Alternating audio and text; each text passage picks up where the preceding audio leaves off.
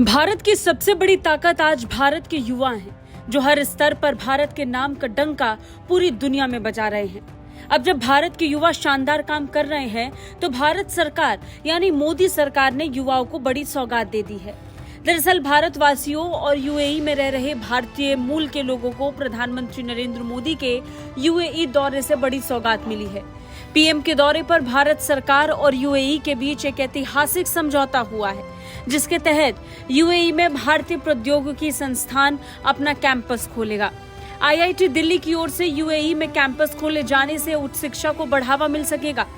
दरअसल भारतीय प्रौद्योगिकी संस्थान दिल्ली ने अबू धाबी में आईआईटी दिल्ली परिसर की स्थापना के लिए एक समझौता ज्ञापन यानी एमओयू पर हस्ताक्षर किए।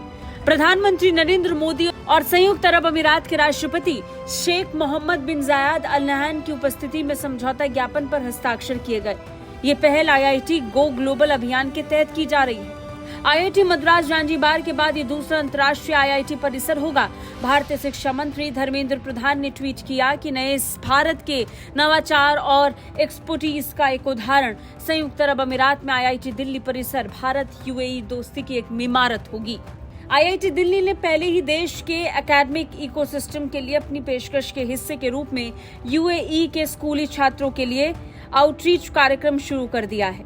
संस्थान ने कहा कि इंडस्ट्री के लिए शॉर्ट कोर्सेज और एग्जीक्यूटिव प्रोग्रेस जल्द ही शुरू होने की उम्मीद है। संस्थान ने यह भी कहा कि 2024 से डिग्री भी शुरू की जाएगी। आईआईटी दिल्ली अबू धाबी में कोर्सेज कई क्षेत्रों जैसे ऊर्जा और स्थिरता, आर्टिफिशियल इंटेलिजेंस, कंप्यूटर विज्ञान और इंजीनियरिंग, हेल्थ केयर, गणित और कंप्यूटिंग और इंजीनियरिंग साइंस और ह्यूमैनिटीज के अन्य विषयों को कवर करेंगे।